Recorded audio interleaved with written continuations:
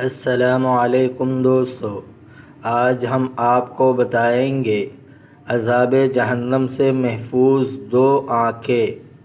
حضرت ابن عباس رضی اللہ تعالی عنہ سے مروی ہے، حضور صلی اللہ علیہ وسلم نے فرمایا، دو آنکھیں ایسی ہیں جنہیں آگ نہیں چھوئے گی۔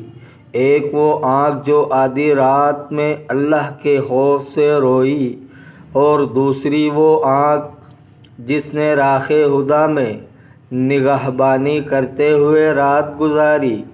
حضرت ابو ہریرہ رضی اللہ تعالی عنہ سے مروی ہے، حضور صلی اللہ علیہ وسلم نے فرمایا، قیامت کے دن ہر آنکھ روئے گی مگر جو آنکھ اللہ کے حرام کردہ چیزوں سے رک گئی، جو آنکھ راہ خدا میں بیدار رہی، اور جس آنکھ سے خوف الہی کی وجہ سے مکی کی سر کے برابر آنسو نکلا، وہ رونے سے محفوظ رہے گی۔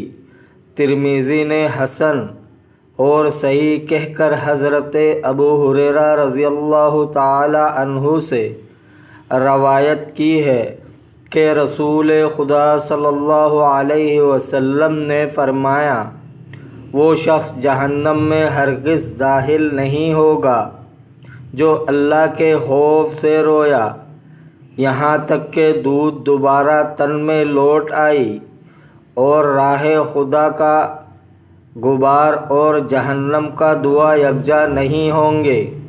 حضرت عبداللہ بن عمرو بن عاص رضی اللہ تعالی عنہما کا قول ہے کہ 1000 دینار راہ خدا میں خرچ کرنے سے مجھے خوف خدا سے آنسو بہا لینا زیادہ پسند ہے۔ حضرت عون بن عبداللہ رضی اللہ تعالی عنہ کہتے ہیں، مجھے یہ روایت ملی ہے کہ انسان کے خوف خدا سے بہنے والے آنسو اس کے جسم کے جس حصے پر لگیں گے، اس حصے کو اللہ تعالی جہنم پر حرام کر دیتا ہے، اور حضور صلی اللہ علیہ وسلم کا سینہ انور رونے کی وجہ سے ایسے جوش مارتا تھا جیسے ہانڈی ابلتی اور جوش مارتی ہے، جیسے بھڑکتی آگ پر ہانڈی جوش مارتی ہے۔ کندی کا قول ہے کہ خوف خدا سے رونے والے کا ایک آنسو سمندروں جیسی طویل و عریض آنکھ کو بجھا دیتا ہے۔